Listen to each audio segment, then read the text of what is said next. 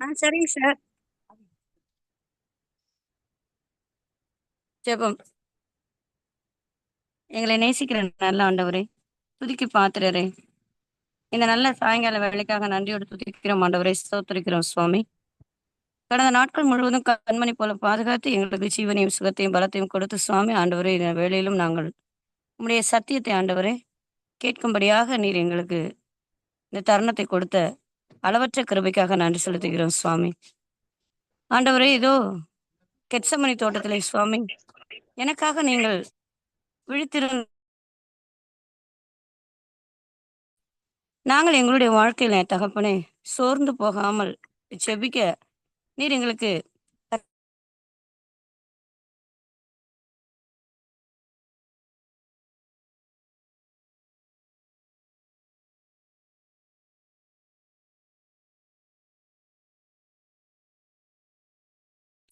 ஆவியானவர் கூட இருந்து வழிநடத்த வேண்டுமா கெஞ்சுகிறோம். எந்த விதமான டெக்னிக்கல் இஷ்யூஸும் வராதபடிக்கு காத்துக்கொள்ளுங்க சுவாமி. அவருடைய ஊழியம் சிறக்க கிருபை செய்யுங்க. குடும்பங்களை ஆசீர்வதிங்க சுவாமி. பிள்ளைகளை ஆசீர்வதிங்க. மகளுக்கு ஆண்டவரே அந்த மருத்துவ படிப்புக்கான அந்த இடத்தை நீங்க கொடுத்ததற்காக நன்றி செலுத்துகிறோம். தகப்பனே, இந்த காணொளியிலே பங்கெடுத்துக் கொண்டிருக்கக்கூடிய அத்துணை ஆத்துமாக்களுக்காக வருகிறோம் சுவாமி. எல்லாரையும் நீங்க கண்ணோக்கி பார்த்து ஆசீர்வதிங்க. இந்த வேலையை நாங்கள் பிரயோஜனப்படுத்திக் கொள்ள கிருபை செய்யுங்க ஆண்டவரே.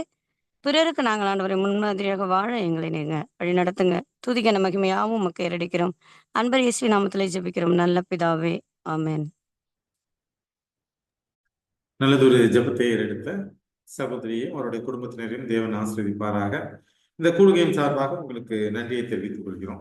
இந்த நாள்ல நம்ம ஒரு பார்க்க இருக்கிற தலைப்பு சோர்ந்து போகாமல் ஜெபம் அப்படிங்கிற ஒரு தலைப்பின் கீழே தான் நம்ம செய்திகளை பார்க்க இருக்கிறோம். நம்ம மீண்டுமாக ஒரு ஓமை தான் இந்த வாரம் நம்ம பார்க்க போற ஓமை என்னன்னா, லூக்கா 18வது அதிகாரம். லூக்கா 18வது அதிகாரத்துக்கு நம்மளுடைய கவனத்தை கொண்டு வருவோம்.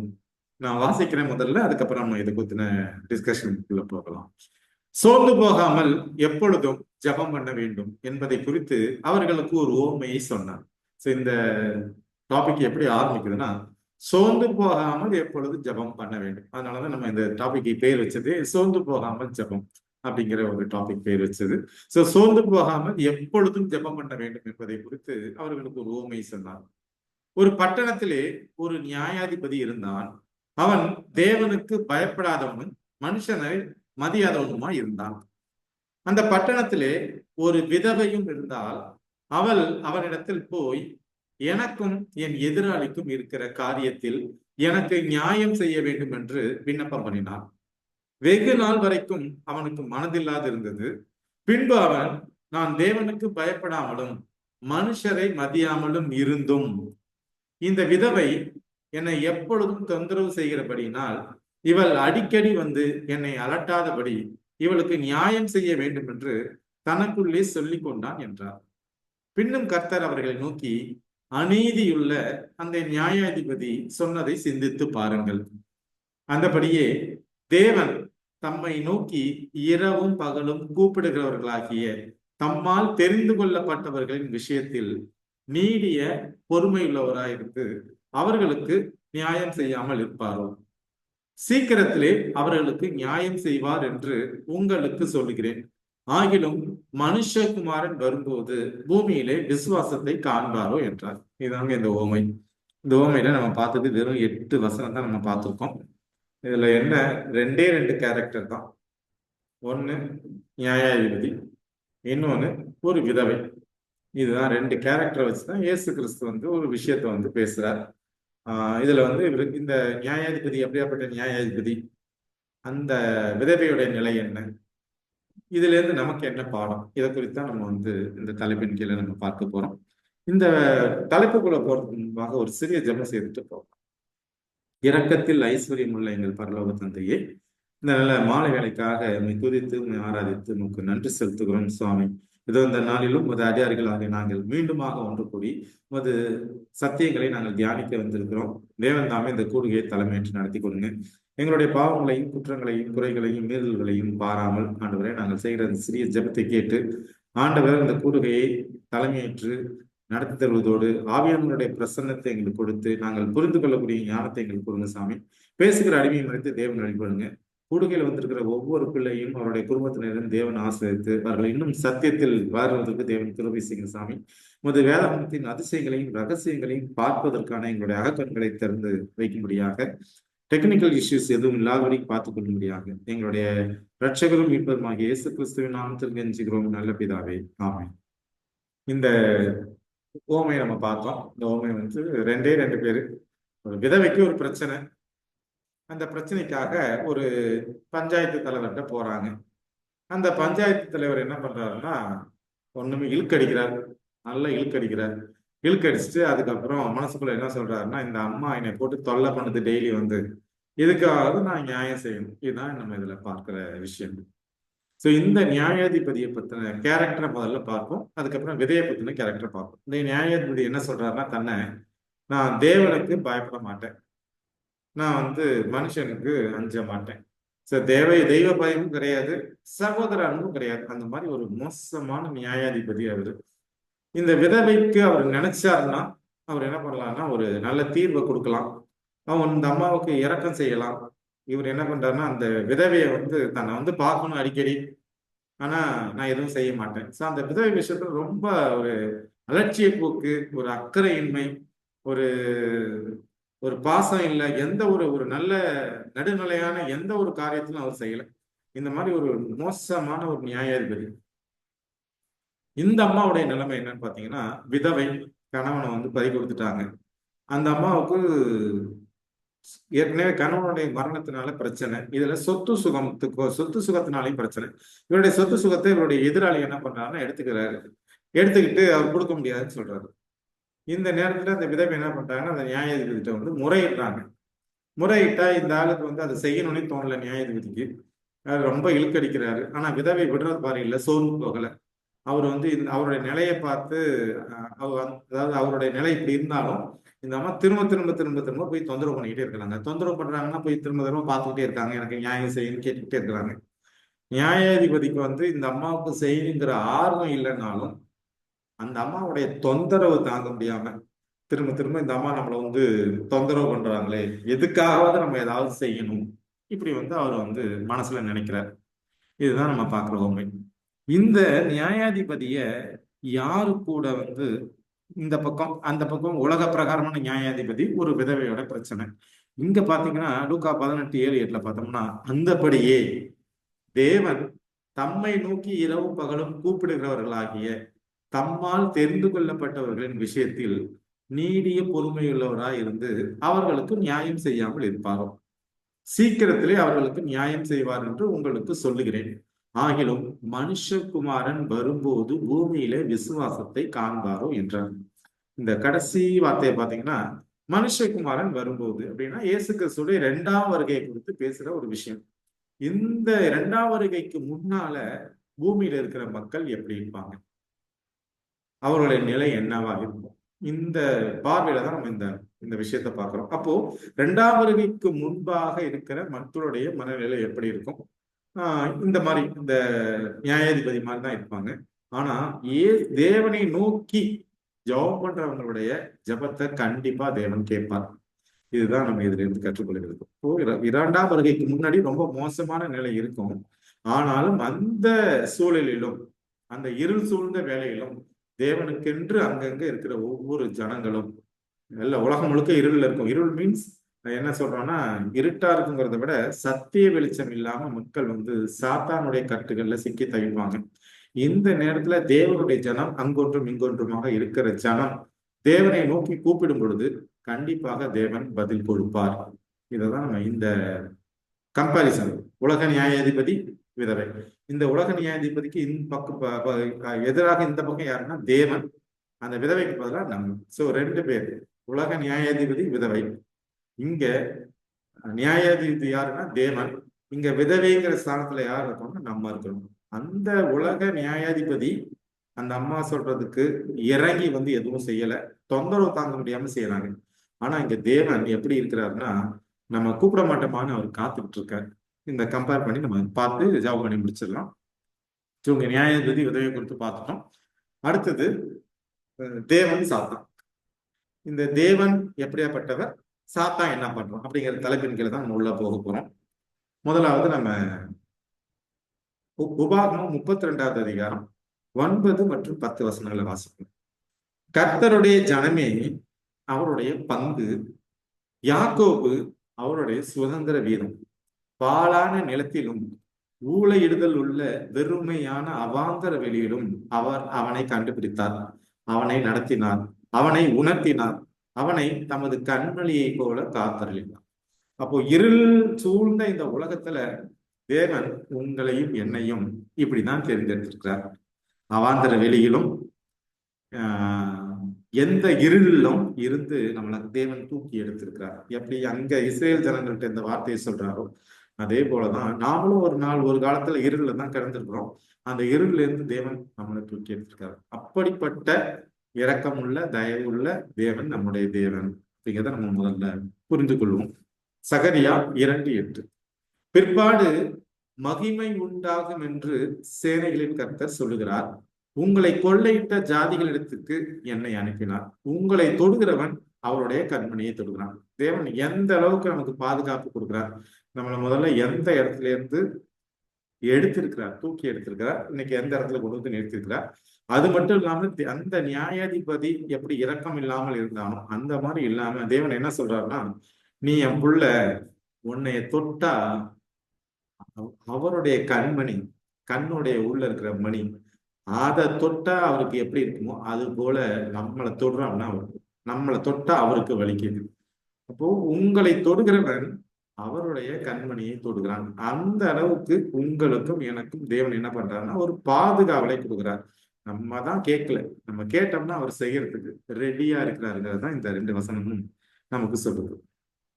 ஆனா இங்க நம்ம கேட்கிறோம் கடவுள்கிட்ட, ஆனா நம்ம ஒரு சில தவறுகள் செய்யறோம் பார்த்தீங்களா, அந்த தவறுகளை இன்னொருத்தன் பக்கத்திலே இருந்துகிட்டு, இப்போ தேவன் நம்மளுடைய நியாயாதிபதி, தேவன் நம்ம ஒரு வேண்டுதல் செய்யறோம் அப்படின்னு வச்சுக்கோங்க. இப்ப நம்ம வேண்டுதல் செய்யும் பொழுது பக்கத்துல ஒருத்தன் நிக்கிறான், அவன் என்ன பண்றான், நம்ம செஞ்ச சின்ன சின்ன தவறுகளையும் சொல்லி சொல்லி சொல்லி இவன் மோசமானவன், இவன் அப்படிப்பட்டவன், இவன் இப்படிப்பட்டவன், நம்மளை பத்தி என்ன பண்றாருன்னா தேவன்கிட்ட அவன் பகுதி நியாயத்தை எடுத்து சொல்லிக்கிட்டே இருக்கிறோம். தேவன் நியாயாதிபதி, நான் தேவனை நோக்கி கூப்பிடுறேன் ஒரு சில விஷயத்துக்காக. ஆனா இங்க பக்கத்துல ஒருத்தர் நின்றுட்டு என்ன பண்றான்னா நம்மளுடைய குறைகளையும் குற்றங்களையும் தேவனிடத்துல தேவ சமூகத்துல அவன் சொல்லிக்கிட்டே இருந்து எப்படியாவது நம்மளை தேவனுடைய சத்தத்தை தேவன் நம்மளுடைய சத்தத்தை கேட்க முடியாம வேண்டான்னு சொல்ற அளவுக்கு என்ன பண்றான்னு சொல்றான். அதனாலதான் நம்ம என்ன சொல்றாங்கன்னா ஊக்கமான ஜெபம். சோ அவனுடைய அந்த குறை சொல்லுதலை விட நம்மளுடைய யாரோ மைக் ஆன் பண்ணியிருக்காங்க, நம்மளுடைய ஜபம் ஊக்கமான ஜபமா இருக்கும். அதனாலதான் ஒவ்வொரு காரியத்துக்காக என்ன சொல்றாங்கன்னா ஜபம் பண்ணுங்க ஜபம் பண்ணுங்க அப்படின்னா நம்மளுடைய ஜபத்தை விட அவன் சொல்றது அதிகமா இருக்கு. ஏன்னா கடவுள் நியாயாதிபதி, நீதிபரர். ஒருவேளை நம்மளுடைய ஜபம் ரொம்ப கீழே இருந்தது, அவன் சொல்ற குற்றச்சாட்டுகள் அதிகமா இருந்தா என்ன பண்ணுவாருன்னா கடவுள் ஒன்னும் பண்ண முடியாம பேசாம இருப்பார். அதனாலதான் நம்ம என்ன பண்ணணும், ஊக்கமாக ஜபம் பண்ண வேண்டும். அதுவும் கடைசி காலத்துல வாழ்ற நம்ம. இங்க இந்த வசனத்துல பாத்தீங்கன்னா அவன் எப்படி குறை சொல்றான் அப்படிங்கிறத பார்க்கலாம். வெளிப்படுத்தல் 12:10. அப்பொழுது வானத்திலே ஒரு பெரிய சத்தம் உண்டாகி, இப்பொழுது ரட்சிப்பும் வல்லமையும் நமது தேவனுடைய ராஜ்யம் அவருடைய கிறிஸ்துவின் அதிகாரம் உண்டாயிருக்கிறது. இரவும் பகலும் நம்முடைய தேவனுக்கு முன்பாக நம்முடைய சகோதரர்கள் மேல் குற்றம் சுமத்தும் பொருட்டு அவர்கள் மேல் குற்றம் சாட்டுகிறவன் தாழ தள்ளப்பட்டு போனான். பரலோகத்திலேயே அவனுடைய குற்றம் சொல்கிற வேலை ஆரம்பிச்சிருச்சு. பூலோகத்திலையும் அவன் என்ன பண்றான்னா நம்ம மேல குற்றம் சொல்லிக்கிட்டே தான் இருக்கலாம். அதை விட நம்மளுடைய ஜபம் ஊக்கமாக இருக்கணும், சோர்ந்து போகாம ஜபம். இதுதான் நம்ம இதுல இருந்து புரிஞ்சுக்கணும். சோ இந்த அதிகாரத்துல நம்ம பார்க்கிற விஷயம் என்னன்னா நம்மளுடைய ஜபம் எப்படி இருக்கிறது, நம்மளுடைய ஜபம் எந்த அளவுக்கு சோர்ந்து போகாம ஊக்கத்தோட ஜபிக்கிறோம். ஒரு விஷயம் பேசுறோம், கடவுள்கிட்ட கேட்கிறோம், அது நடக்கலன்னா நான் சோர்ந்து போயிடலாம்.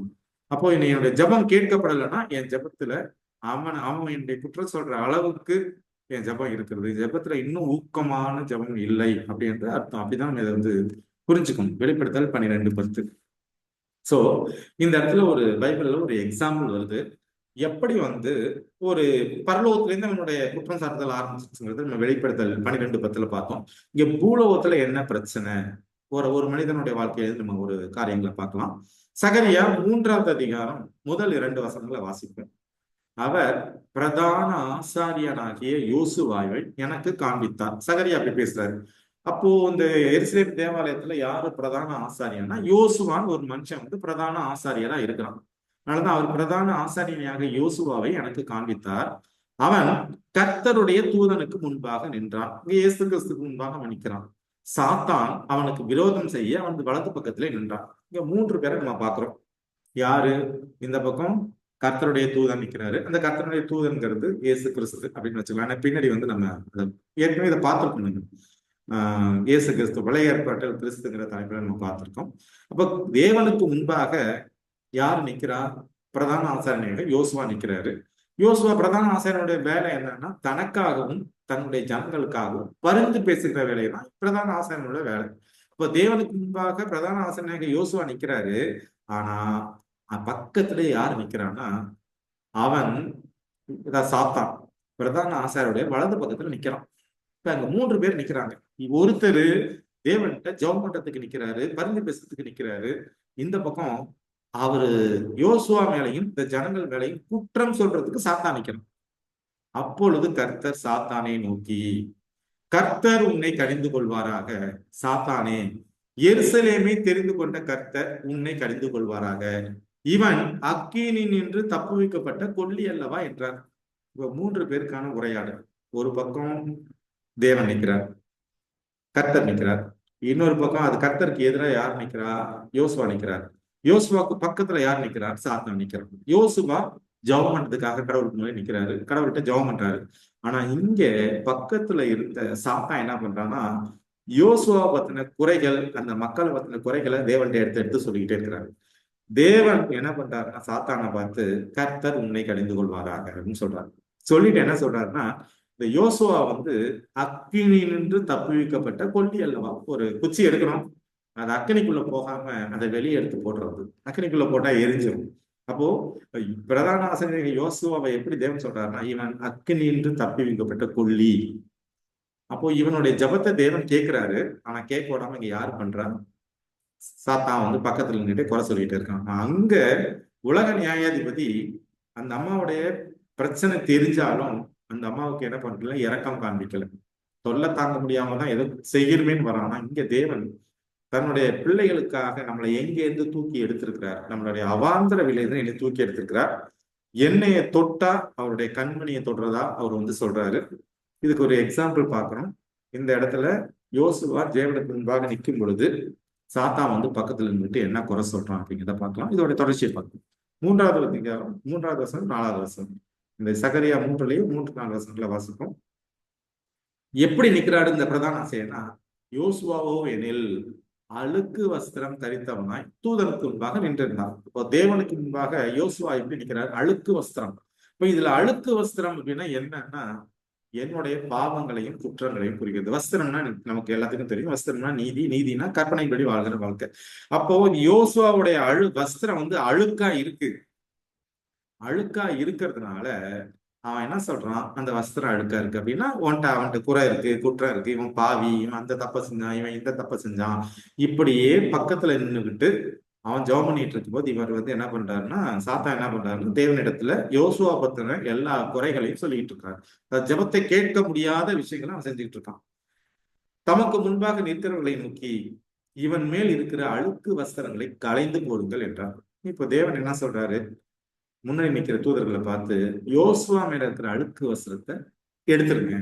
பின்பு அவனை நோக்கி பார், நான் உன் அக்கிரமத்தை உன்னிலிருந்து நீங்க செய்து உனக்கு சிறந்த வஸ்திரங்களை தரிப்பித்தேன் என்றான். இப்ப இந்த யோசுவாவுடைய வாழ்க்கையில பார்த்தோம்னா தேவனுக்கு முன்பாக நிற்கிறார், அழுக்கு வஸ்திரத்தோட நிற்கிறார். ஆனா ஜெபம் பண்றார், உருக்கத்தோட ஜெபம் பண்றார். அங்க சாத்தான் என்ன பண்றான்? தேவன் அவருடைய குற்றம் குறைகளை மன்னிக்க கூடாது அப்படிங்கிறதுக்காக யோசுவா கிட்ட இருக்கிற எல்லா தப்பிதங்களையும் ஒன்று ஒன்னா சொல்லி தேவனிடத்துல அவரை பத்தின விஷயங்களை குறை சொல்லி அவர் கேட்கிற விஷயத்த பண்ண முடியாம அவனை எப்படியாவது இப்ப நான் ஒரு திரும்ப திரும்ப நான் பாவி பாவின்னு என்கிட்டயே சொல்லி என்னை தேவனுக்கு வந்து பிரிக்கிற முயற்சியில அவன் இறங்கியிருக்கான். ஆனா தேவன் என்ன பண்றாரு? இரக்கம் உள்ளவராக இருந்து அப்ப அந்த அழுக்கு வஸ்திரத்தை தூக்கி இவனுக்கு வந்து புது வஸ்திரத்தை போடு அப்படின்னா அவனுடைய பாவத்தை நீக்கி உன்னை வந்து என்ன பண்ணலாம், அவனுக்கு புது வஸ்திரத்தை தரிப்பிக்கிறேன், உனக்கு சிறந்த வஸ்திரங்களை தரிப்பித்தேன்றார். சோ அந்த மாதிரி ஒரு இரக்கமுள்ள தேவன் நமக்கு இருக்கிறார். நாம செய்ய வேண்டியது ஊக்கமான ஜெபம். ரோமர் 3:25. தேவன் பொறுமையாய் இருந்த முற்காலத்தில் நடந்த பாவங்களை தாம் பொறுத்து கொண்டதை குறித்து தம்முடைய நீதியை காண்பிக்கும் பொருட்டாகவும் தாம் நீதி உள்ளவரும் இயேசுவினிடத்தில் விசுவாசமாய் இருக்கிறவனை நீதிமானாக்கிறவருமாய் விளங்கும்படி இக்காலத்திலே தமது நீதியை காண்பிக்கும் பொருட்டாகவும். அப்போ யார் ஒரு மனிதன் தேவனிடத்துல கிறிஸ்துவனிடத்துல விசுவாசமா இருந்து ஒரு ஜெபத்துல ஒரு பாவ மன்னிப்புல வந்து நிக்கிறோமோ, அந்த நேரத்துல நம்ம மேல எவ்வளவு குற்றங்கள் குறைகள் இருந்தாலும் தேவன் நமக்கு என்ன பண்றாருன்னா மன்னிப்பை கொடுத்து நம்மளுடைய பாவத்தை அவருடைய இரத்தத்தால கழுவி அவர் என்ன பண்றாருன்னா அவர் பக்கமா நம்மளை சேர்த்துக் கொள்கிறார். இதுதான் நம்ம இதுல இருந்து பார்க்கிற விஷயம். அவன் எவ்வளவுதான் குறை சொன்னாலும் அதை விட நம்மளுடைய ஜெபம் ஊக்கமா இருக்கும் பொழுது நம்ம போய் தேவ சமூகத்துல அமரும் பொழுது தேவன் பாவங்களை மன்னிக்கிறவர் மட்டுமல்ல, நமக்கு என்ன பண்றாருன்னா அவருடைய வஸ்திரத்தை எடுத்து மேல போடுறவரா இருக்கிறார். என்னுடைய அழுக்கு வஸ்திரத்தை எடுத்துட்டு அவருடைய வஸ்திரத்தை போடுறாரு. இதுதான் நம்ம இந்த 3:25 வாசிக்கிறோம். இன்னும் சங்கீதம் 50:15 பாத்தீங்கன்னா, ஆபத்து காலத்திலே என்னை நோக்கி கூப்பிடு, நான் உன்னை விடுவிப்பேன், நீ என்னை மகிமைப்படுத்துவாய். அப்ப எனக்கு ஒரு பிரச்சனை, எனக்கு ஒரு கஷ்டம், இல்ல தினந்தோறும் எனக்கு கஷ்டம்னா பிரச்சனைனா என்னுடைய அன்றாட வாழ்க்கையில வர பிரச்சனை இல்லை, நான் பாவத்துல கிடக்குறேங்கிற அந்த எண்ணம் உனக்கு எனக்கு முதல்ல வேணும். இப்போ தேவன்கிட்ட வந்து நம்ம ஆபத்து காலம்ன்ற எதாவது சொல்றோம்னா நம்ம ஜஸ்ட் உலக பிரகாரமான வாழ்க்கையில வர்ற குடும்ப பிரச்சனை, பண கஷ்டம் அந்த மாதிரின்றது ரெண்டாம் பட்சம். முதலாவது நான் ஆபத்து காலம்ன்ற எது அப்படின்னா, நான் பாவத்துல கிடக்குறேன், நான் வஸ்திரம் இல்லாமல் கிடக்குறேன், அதுதான் எனக்கு வந்து ஆபத்து காலம். சோ அந்த மாதிரி நான் ஒரு பாவத்தை இன்னைக்கு மன்னிப்பு கேட்கிறேன், திருப்பி அதே நாளைக்கு செய்யறேன். அப்படி செய்தாலும் எத்தனை தடவை கேட்டாலும் தேவன் மன்னிக்கிறதுக்கு தயாரா இருக்கிறேன்.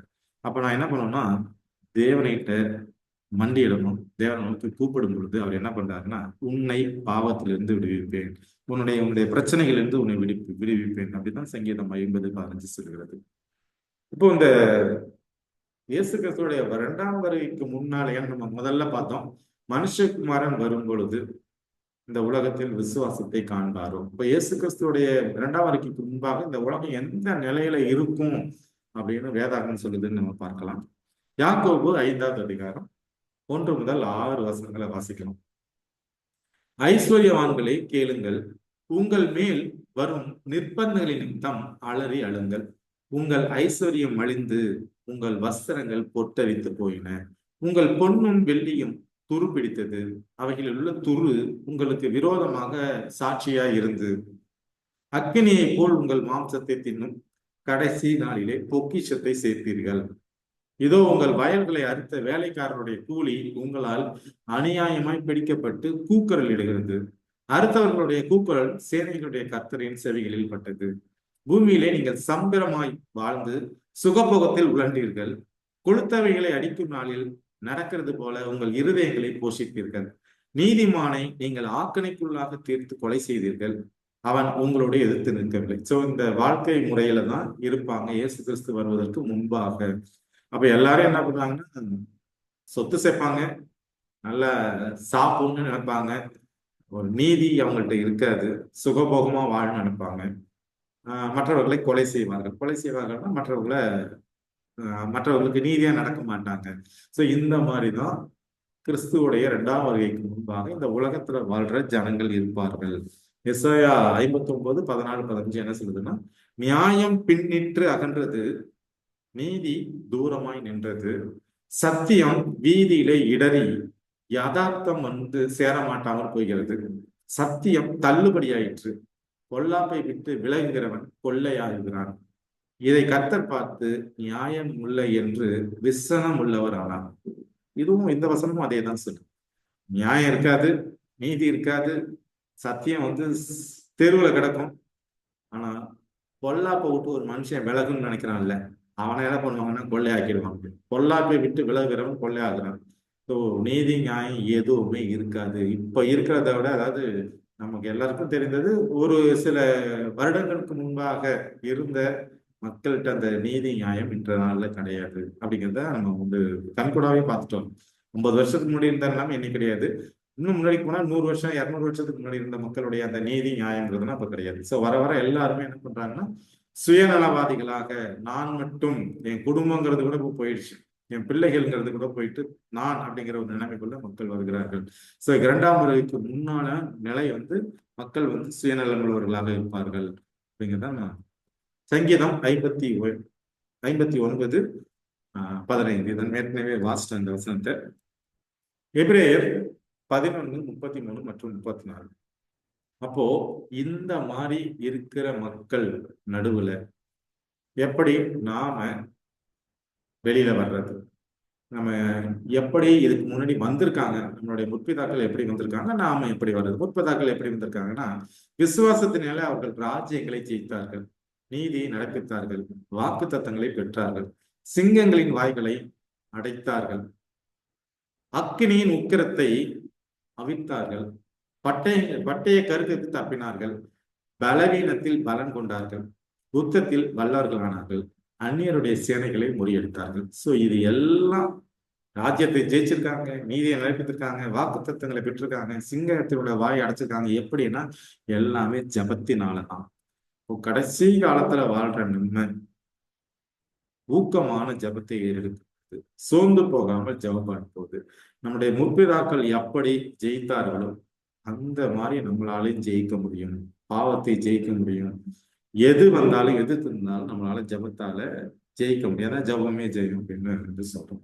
அப்படி நம்ம ஜபம் பண்ணும் பொழுது சங்கீதம் 72:12-13 வாசிக்கிறது போல, கூப்பிடுகிற எளியவனையும் உதவியற்ற சிறுமையானவனையும் அவர் விடுவிப்பார், பலவீனனுக்கும் எளியவனுக்கும் அவர் இறங்கி எளியவர்களின் ஆத்துமாக்களை ரட்சிப்பார். தேவன் நம்ம ஜபத்துக்காக காத்து கொண்டிருக்கிறார். அவன் என்னதான் பக்கத்துல இருந்து குற்றங்களை சொல்லிக்கிட்டே இருந்தாலும், இதுல வந்து இருக்கிற ரிச்சர்ட் சார் இருக்காரு, அவர் மோசமானவர், அவர் அப்ப தப்பு பண்ணார், இப்படி தப்பு பண்ணார் அப்படின்னு சொல்லிக்கிட்டே இருந்தாலும் ரிச்சர்ட் சார் கடவுள்கிட்ட ஊக்கமாக ஜெபம் பண்ணும் போது கண்டிப்பாக என்ன பண்ணுவார், தேவன் அவருடைய ஜபத்துக்கு கண்டிப்பாக பதிலளிப்பார், அவருடைய ஜபத்தை கேட்பாருங்கிறது தான் இதுல பொறுத்து. எசாயா 26:3, உம்மை உறுதியாய் பற்றி கொண்ட மனதையுடையவன் உண்மையே நம்பி இருக்கிறபடியால் நீர் அவனை பூர்ண சமாதானத்துடன் காத்துக்கொள்வீர். திரும்ப திரும்ப நமக்கு வாக்கு தத்துவம்.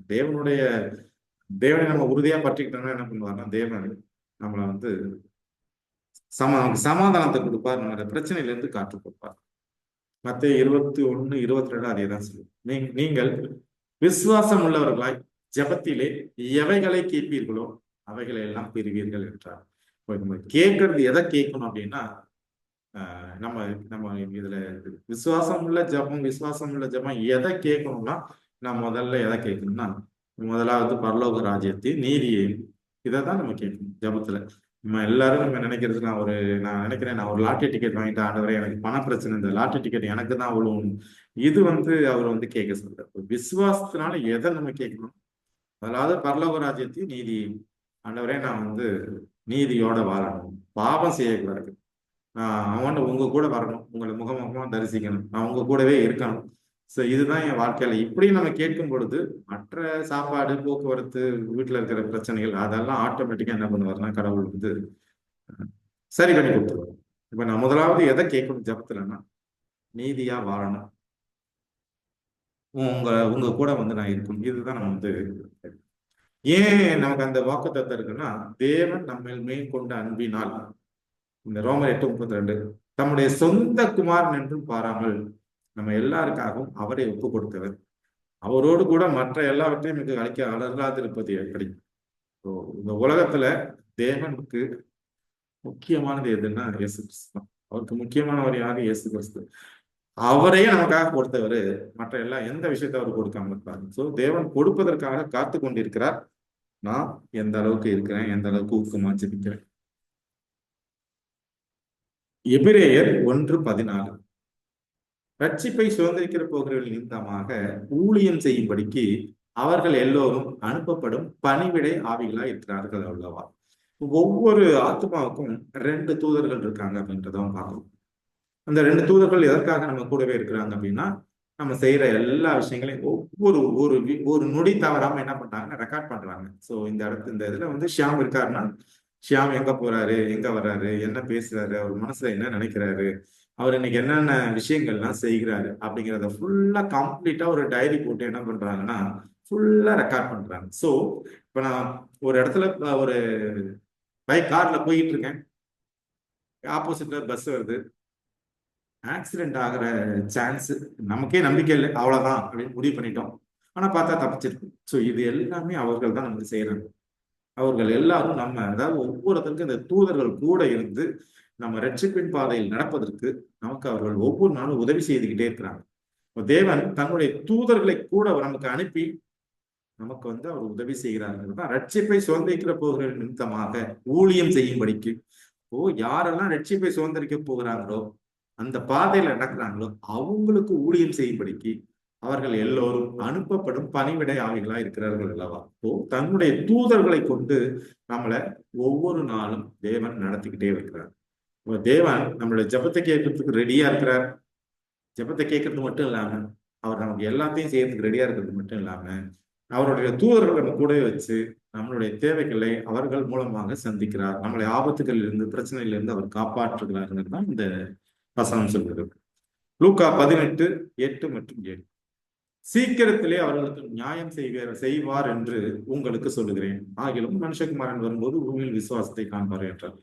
அந்தபடியே தேவன் தம்மை நோக்கி இரவும் பகலும் கூப்பிடுகிறவர்களாகிய தம்மால் தெரிந்து கொள்ளப்பட்டவர்களின் விஷயத்தில் நீடிய பொறுமையுள்ளவராக இருந்து அவர்களுக்கு நியாயம் செய்யாமல் இருப்பாரோ. இதான் நம்ம வாசிச்சது. இப்ப தேவன் நமக்கு நியாயம் செய்வதற்கு, நம்மளுடைய ஜெபத்தை கேட்பதற்கு தேவன் எப்பொழுதுமே காத்து கொண்டிருக்கிறார். இங்க சாத்தான் சொல்ற பேச்சு எடுக்காது. ஆனா நம்ம ஊக்கத்தோட ஜெபிக்கணும். எபிரேயர் 10வது அதிகாரம் 35, 36, 37. ஆகையால் மிகுந்த பலனுக்கு ஏதுவான உங்கள் தைரியத்தை விட்டு விடாதீர்கள். நீங்கள் தேவனுடைய சித்தத்தின்படி செய்து வாக்கு தத்தம் பண்ணப்பட்டதை பெறும்படிக்கு பொறுமை உங்களுக்கு வேண்டியதா இருக்கிறது. வருகிறவர் இன்னும் கொஞ்ச காலத்தில் வருவார், தாமதம் பண்ணார். என்ன இதுல இயேசு கிறிஸ்து இன்னும் வருவாரு 2000 வருஷமா சொல்லிட்டே தான் இருக்கிறாங்க. இன்னும் சொல்ல போனா 4000, அதுக்கு முன்னாடி 4000, இப்ப 6000 வருடமாக இந்த வருவார் முதல் வருகைக்காக காத்திருந்தாங்க. 4000 வருஷம் காத்திருந்தாங்க. ஆமா, ஆப்தாமே எதிர்பார்த்தாரு. தனக்கு பிறக்க போற அந்த சேத்துங்கிற பிள்ளைதான் அவர் ரட்சகர்னு அவர் நினைச்சுக்குவாரு. இது போல ஒவ்வொரு காலத்திலையும் என்ன பண்றாருன்னா, அந்த காலத்துல வாழ்ந்த நம்முடைய முற்பிதாக்கள் இவர் தான் இயேசு கிறிஸ்துவா இருப்பாரு, இவர் பிறப்பாரு அப்படின்னு எதிர்பார்த்துட்டே இருக்காங்க. ஆனா கடைசியில எப்ப பிறக்கிறாருன்னா, அவருக்கும் குறிக்கப்பட்ட அந்த காலத்துல கரெக்டா அவர் இந்த உலகத்துல மனுஷனா பிறக்கிறாருங்கிறத நம்ம பாக்குறோம். அதே போல இயேசு கிறிஸ்து மரித்ததுல இருந்து அப்போஸ்தலர் காலத்துல இருந்தே அந்த எதிர்பார்ப்பு இருந்துகிட்டே இருக்கு. தேவனுடைய 2ஆம் வருகை எப்போ இருக்கும், முதல் வருகைக்கு எப்படி எதிர்பார்த்து இருந்ததோ அதே போலயே எதிர்பார்த்துட்டு தான் இருக்கிறோம் இன்னும் ஒவ்வொருத்தரும். அப்படியே காலங்கள் கடந்து வந்துகிட்டு இருக்குது. ஆனா தேவன் சரியான நேரத்துல வருவார், ரொம்ப தாமதிக்க மாட்டார். அந்த குறித்த நேரம் எப்போ அப்ப கரெக்டா வருவார். அப்போ அந்த வருகிற காலத்துல வாழ்ற நம்ம தைரியத்தை விடாம ஆண்டவராகிய இயேசு கிறிஸ்துடைய வருகைக்கு ஜெபத்தோட நம்ம காத்திருக்க வேண்டும் அப்படின்னு தான் இந்த வசனம் சொல்லுது. யாக்கோபு 5வது அதிகாரம் 7 மற்றும் 8 வசனங்களை வாசிப்போம். இப்படி இருக்க சகோதரரே, கர்த்தர் வரும் அளவும் நீடிய பொறுமையாயிருங்கள். இதோ பயிரிடுகிறவன் பூமியின் நற்பலனை அடைய வேண்டும் என்று முன்மாறியும் பின்மாறியும் வரும் அளவும் நீடிய பொறுமையோடு காத்திருக்கிறான். நீங்களும் நீடிய பொறுமையோடு இருந்து உங்கள் இருதயங்களை ஸ்திரப்படுத்துங்கள், கர்த்தரின் வருகை சமீபமாய் இருக்கிறது. அதே கருத்தை தான் இந்த வசனம் சொல்லுது. ஸோ இந்த பாடத்துல நம்ம பார்க்கிற விஷயங்கள் என்னன்னா, தேவனுடைய வருகைக்கு முன்னான நிலையில உலகம் இருளில் கிடக்கும். அங்கங்க ஒருத்தர் 2 பேர் தேவனுடைய ஜனங்கள் இருளிலிருந்து வெளியே கொண்டு வரப்படுவார்கள். அவர்களுக்கும் பிரச்சனைகள் வரும். அந்த பிரச்சனைகள் எந்த மாதிரி பிரச்சனைகள்னா, சாத்தானால கொடுக்கக்கூடிய மனசம்பந்தமான பிரச்சனைகள். நம்மளை பத்தி அவன் ஒரு குறை சொல்லிக்கிட்டே இருப்பான் தேவன்கிட்ட. அந்த நேரத்துல நம்ம ஊக்கமாக ஜெபம் பண்ணும் பொழுது தேவன் என்ன பண்ணுவார்னா, அவனோடதை கேட்காம நமக்கு நம்மளுடைய பாவத்தை மன்னித்து நம்மளை என்ன பரலோகத்துக்கு அழைச்சிட்டு போவார். இதற்கு தேவை அதான் நியாயம் செய்கிறது. நம்ம இதுல என்ன பாக்குறோம், அந்த நியாயாதிபதி அந்த விதவைக்கு நியாயம் செய்யணும். நியாயம் செய்யறதுன்னா இங்கே நமக்கு நியாயம் செய்யறதுன்னா என்னன்னா, நம்ம பரலோகத்துக்கு அழைச்சிட்டு தான் இங்க நியாயம் செய்கிறது. இந்த இடத்துல நமக்கு நியாயம் என்ன, அந்த மாவுக்கு அந்த இழந்த சொத்துக்களை மீட்டு கொடுக்கறது. ஆனா உங்களுக்கும் எனக்கு எது நியாயம், நம்மளை பரலோகத்துக்குள்ள அழைச்சிட்டு போகுது. நம்மளை பரலோகத்துக்குள்ள அழைச்சிட்டு போகக்கூடாம இருக்கிறதுக்கு என்னென்ன வேலையை சாத்தான் பண்ண முடியுமோ அதை எல்லாத்தையும் பண்றோம். அப்போ அந்த நேரத்துல எது என்னை காப்பாத்துதுன்னா என்னுடைய ஜெபம். நாமும் 1, 2 மற்றும் 3 வசனங்களை வாசிப்போம். நாகும் ஒன்றாம் அதிகாரத்துல 2 மற்றும் 3 வசனங்கள். கர்த்தர் எரிச்சல் உள்ளவரும் நீதியை சரி கட்டுகிறவருமான தேவன். கர்த்தர் நீதியை சரி கட்டுகிறவர், உக்கிர கோபம் உள்ளவர். கர்த்தர் தம்முடைய சத்துருக்களுக்கு பிரதிபலன் அளிக்கிறவர். அவர் தம்முடைய பகைஞருக்கு கோபத்தை வைத்து வைக்கிறவர். கர்த்தர் நீடிய சாந்தமும் மிகுந்த வல்லமையும் உள்ளவர். அவர்களை ஆக்கினை இல்லாமல் தப்புவிக்க மாட்டார்.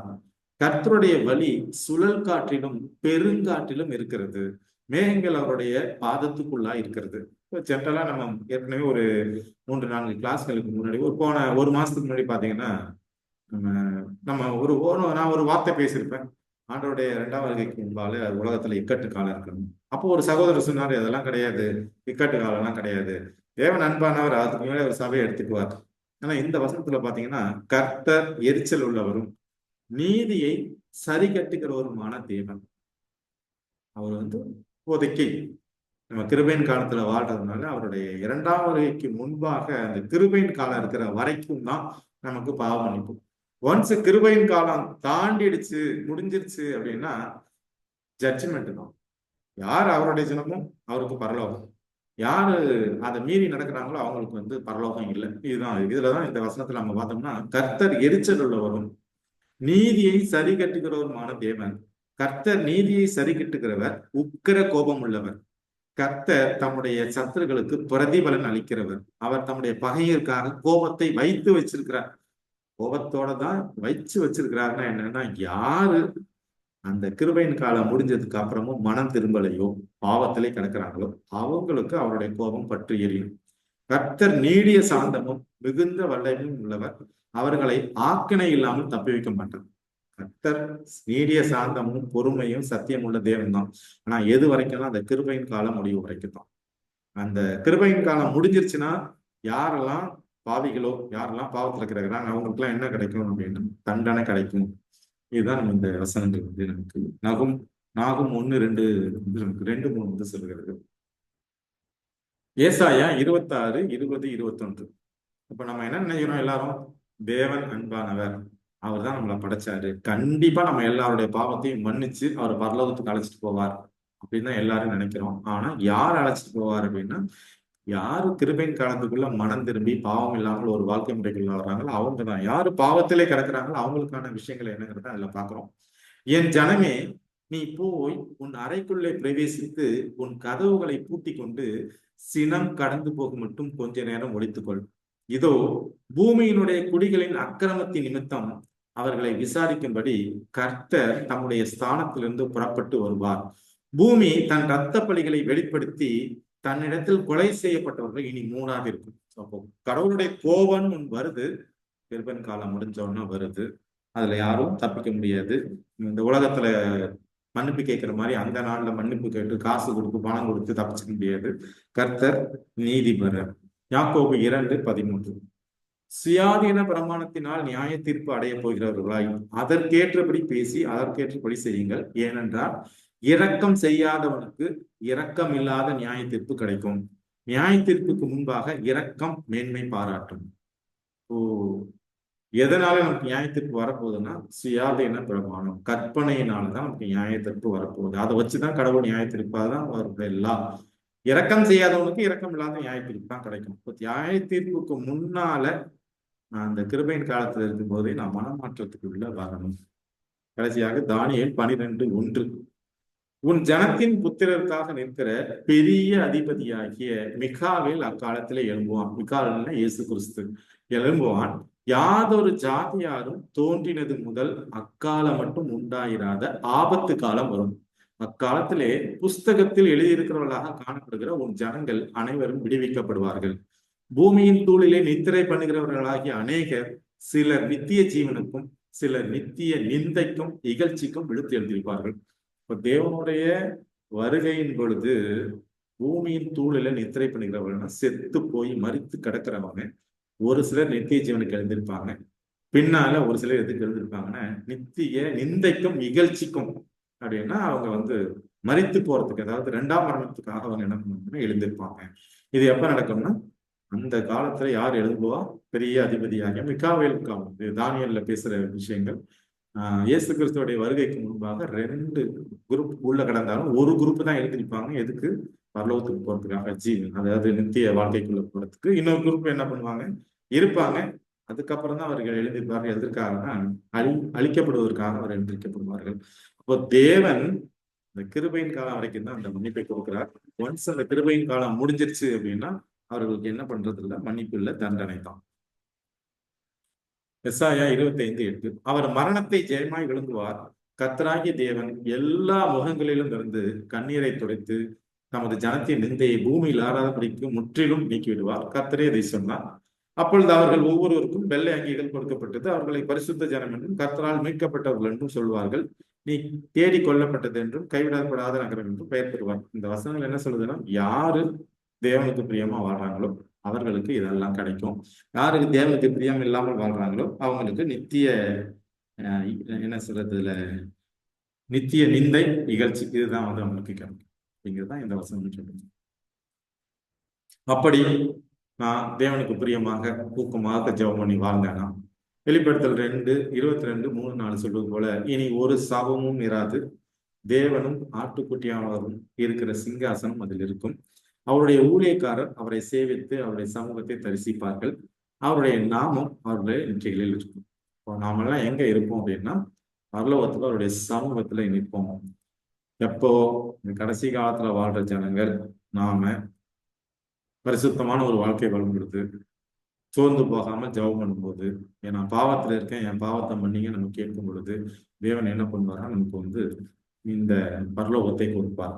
இந்த டாபிக்ல நம்ம பார்த்த விஷயங்கள் என்னென்ன? 2 நியாயாதிபதியை கொடுத்து பார்த்தோம். ஒண்ணு உலகத்தின் நியாயாதிபதி. இவர் யார்? உலகத்தின் நியாயாதிபதி, அந்த மோசமான நியாயாதிபதி. அந்த நியாயாதிபதியிட்ட போய் யார் நிற்கிறா? ஒரு விதவை நிற்கிறாங்க. அவனுக்கு இரக்கங்கிறது கிடையாது. தொந்தரவு தாங்க முடியாம நியாயம் செய்யணும்னு யோசிக்கிறான். ஆனா இந்த பக்கத்துல பாத்தீங்கன்னா தேவன் தான் நியாயாதிபதி. எப்படி நிக்கிறாரு?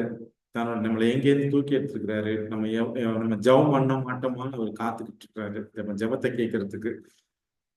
அது மட்டும் இல்லாம நம்ம பக்கத்துல நின்று சாத்தான் நம்மளை பத்தி குறை சொன்னாலும் அவர் அதை கண்டுக்காம நமக்கு என்ன பண்றாருன்னா, நம்மளுடைய அழுக்கு வஸ்திரத்தின் எடுத்துட்டு அவருடைய வஸ்திரத்தை போட்டு நம்மளை பரலோகத்துக்கு அழைச்சிட்டு போய் அவருடைய சமூகத்துல நம்மளை வைக்கிறார். இதெல்லாம் எவ்வளவு நாளத்துல? கிருபையின் காலம் வரைக்கும். இந்த கிருபையின் காலம் முடிஞ்ச உடனே அந்த சாக்கியம் அந்த மக்களுக்கு இல்லாமல் போகிறது. ஸோ இந்த நாள்ல வாழ்ற நம்ம ஊக்கமாக ஜெபம் பண்ணி ஆண்டவர்கிட்ட நாம தேவனோடு சேர்ந்து நித்தியமாக வாழ்கிற வாழ்க்கை முறைக்குள்ள நம்ம வந்து போகணுங்கிறது தான் நம்ம இதுலேருந்து கற்றுக் கொடுக்குற பாடம். வாய்ப்பை கொடுத்த தேவனுக்கும் இந்த கூடுகையில் பங்கு பெற்ற உங்கள் அனைவருக்கும் என்னுடைய நன்றியை தெரிவித்துக் கொள்கிறேன். ஆமாம். இதுல ஏதாவது சந்தேகங்கள் இருந்தா நீங்க வந்து கேட்கலாம். நீங்கள் நேசிக்கும் மகாபரிசுத்தமுள்ள பிதாவே சுவாமி, இதோ இந்த மாலை பொழுதே சுவாமி எங்களுக்காக நீ கொடுத்திருக்கிற அதுக்காக நன்றி செலுத்துகிறோம் ராஜா. இதோ உம்மோடு நாங்கள் எப்படி பேச வேண்டும் என்பதை எங்களுக்கு தேவனாய் கர்த்தர் தெளிவாக விளக்கினீர். ஆண்டவரே, உம்மோடு பேசுவது மட்டுமல்ல ஆண்டவரே, உம்மிடத்தில் நாங்கள் எப்படி நிலையாக நிற்பது என்பதை நாங்கள் சிந்தித்து ஆராய்ந்து அறிய தேவனாய் கர்த்தருக்கு பாராட்டுங்க. தகப்பனே, ஜெபம் என்பது எங்கள் வாயின் வார்த்தைகளாக இல்லாமல் சுவாமி எங்கள் செயலாக இருக்கட்டும். எங்கள் நினைவுகளும் எங்களது எண்ணங்களும் சுவாமி தகப்பனே உங்களுக்கு பிரியமுள்ளதாக இருக்கட்டும் சுவாமி. அப்பேற்பட்ட ஒரு தொடர்பை இந்த தேவனிடத்தில் நாங்கள் எப்பொழுது நாங்கள் வைத்திருக்க உதவி செய்யுங்க. ஏதோ அந்த உலகத்துக்குரிய காரியங்கள் இல்லாமல் சுவாமி ஆண்டவரே, எங்கள் மனம் எப்பொழுதும் மறுரூபமாகி தகப்பனே தேவனை நோக்கி செல்ல உதவி செய்யுங்க ராஜா. ஆண்டவரே சுவாமி, எப்பொழுதும் ஆண்டவரே தகப்பனே உங்களுடைய பாதத்தில் நாங்கள் அமர்ந்து எங்களை தாழ்த்தி ஆண்டவரை எப்பொழுதும் நாங்கள் தகப்பனே உங்களுடைய பாதையில் நாங்கள் நடக்கக்கூடிய ஒரு நல்ல பிள்ளைகளாக எங்களை மாற்ற வேண்டும் ராஜா. எங்களுடைய பாதைக்கு உங்களுடைய வெளிச்சம் சுவாமி. ஆண்டவரே, அந்த வெளிச்சத்தின் பாதையில நாங்கள் நடக்க இந்த விண்ணப்பத்தை எங்களை பிரிவு பாராட்டுங்க. எல்லாவற்றையும் எல்லாமே எங்களுக்கு கொடுத்திருக்கீங்க சுவாமி. அதை நாங்கள் பயன்படுத்த நாங்கள் தவறுகிறோம் ஆண்டவரே.